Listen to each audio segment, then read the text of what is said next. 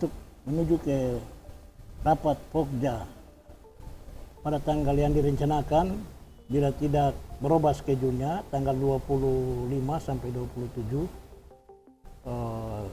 Oktober.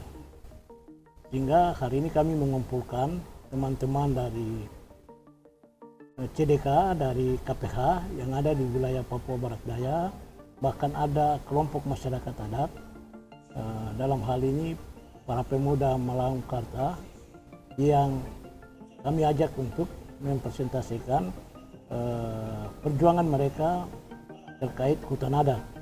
Namun sampai saat ini misalnya dari mereka hutan adat itu juga belum mendapat ada SK keputusan dari Menteri. Sehingga kami telah mendengar dan mereka mengatakan bahwa semua dokumennya sudah lengkap. Ya, mudah-mudahan dengan kehadiran Bapak Wamendagri nanti kami bisa menyerahkan. Ada satu di Kabupaten Sorong, kemudian ada dari Sorong Selatan juga ada satu, dan yang sedang berjuang, sedang terproses, biar mereka mengikuti proses dan tahapan untuk bagaimana mendapatkan masyarakat hutan adat. Kami juga sudah sedang melakukan sosialisasi terkait masyarakat hukum adat. Untuk hari ini setanah Papua dari 6 provinsi yang telah mempunyai SK Gubernur tentang pembentukan kelompok kerja percepatan pengelolaan perhutanan sosial, itu Provinsi Papua Barat Daya. Kalau hari ini banyak yang boleh saja tanda petik mengomentari bahwa Papua Barat Daya tidak bekerja, lambat, justru itu sebaliknya. Banyak sekali kemajuan-kemajuan yang dilakukan oleh semua OPD. Banyak yang sudah berjalan walaupun belum maksimal, tapi banyak hal, banyak terobosan dilakukan. Salah satunya untuk tanah Papua yang punya SK percepatan perhutanan sosial itu Papua Barat Daya, dan ini pun karena gerak cepat yang dilakukan oleh Bapak pejabat Gubernur Provinsi Papua Barat Daya.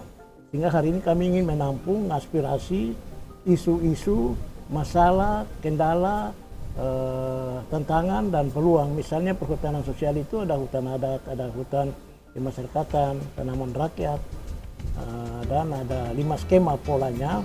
Tapi yang lebih dominan di Papua ini itu hutan adat yang mungkin bisa kita lakukan. Kenapa hutan adat ini harus ada? Yang pertama, untuk misalnya carbon rate, itu hutan adat itu bisa kita menghitung luasan hutan adat yang sudah diakui dan kemampuan penyerapan karbon. Dan ini sudah diakomodir dalam P7. P7 Peraturan Menteri Lingkungan Hidup dan Kehutanan nomor 7 tahun 2023. Jadi di kawasan-kawasan misalnya hutan adat, perhutanan sosial, kemudian di kawasan konservasi, hutan lindung, hutan produksi, ini bisa kita hitung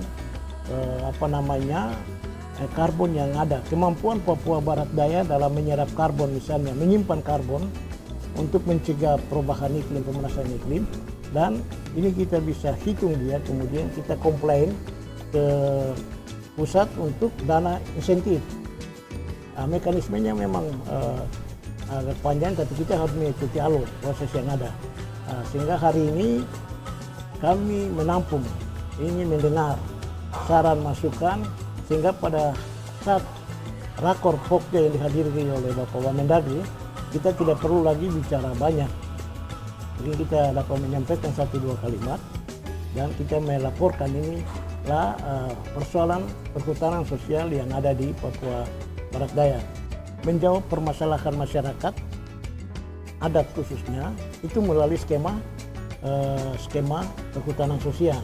Sehingga skema perhutanan sosial dengan 5 skema ini akan menjadi pintu masuk untuk memberdayakan masyarakat. Bagaimana masyarakat itu mau berdaya, mau hidup, kalau kita sendiri tidak mengedukasi.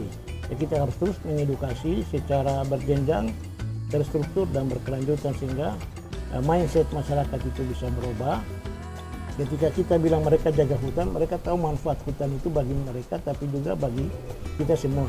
Jadi hutan di tanah Papua selalu kita banggakan sebagai paru-paru dunia. Hutan ini kita jaga bukan untuk Indonesia, tapi untuk warga dunia. Sehingga warga dunia pun harus ikut bertanggung jawab untuk bagaimana menghidupkan masyarakat adat atau masyarakat yang punya kawasan-kawasan hutan ini. Harapan kami ke depan,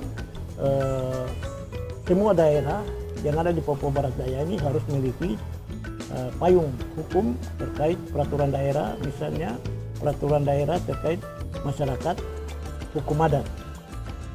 Di dalam masyarakat hukum adat itu ada peta adat, tapi sebelum peta adat itu ada dibentuk peta sehingga kawasan-kawasan yang ada dalam sebuah kawasan itu bisa marga apa saja yang ada di situ. Apabila ada investasi investor atau kegiatan pemerintah yang masuk, mereka sudah tahu bahwa yang punya kawasan ini milik marga ini, sehingga tidak terjadi konflik. Di Papua Barat Daya yang sedang perjuangkan itu teman-teman pemuda dari Mangkukarta, mereka sedang perjuangkan itu. Di Kabupaten Sorong itu ada 2 yang sedang terproses, 2 atau 3. Di Sorong Selatan 1. Di Maibrat ada 1, tapi ada kendala di Maibrat. Itu salah satu syarat hutan adat adalah pemerintah daerah harus punya perda masyarakat hukum adat.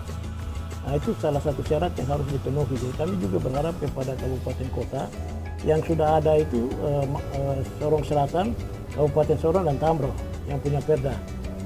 Yang belum ada Kota Sorong, kemudian Raja Ampat, itu belum ada. Yang kami berharap yang belum ada segera rapat dengan DPR untuk pembentukan perda masyarakat hukum adat.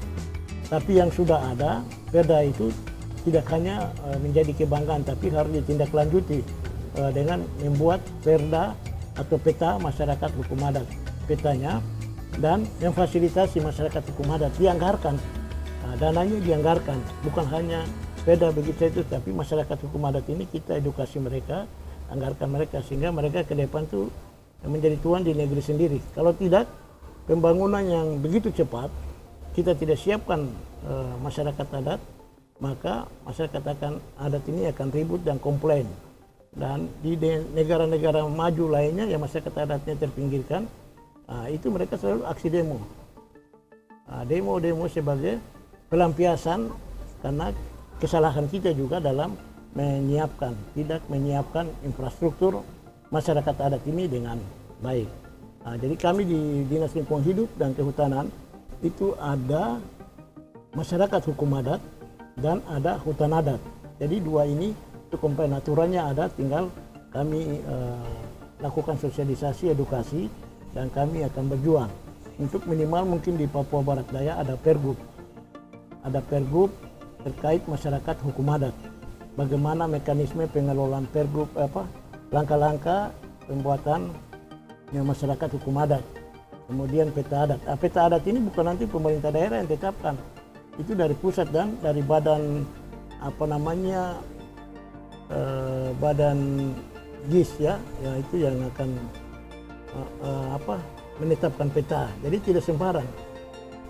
Kalau itu sudah ada, hutan adat itu selama masyarakat masih ada, hutan adatnya tetap ada.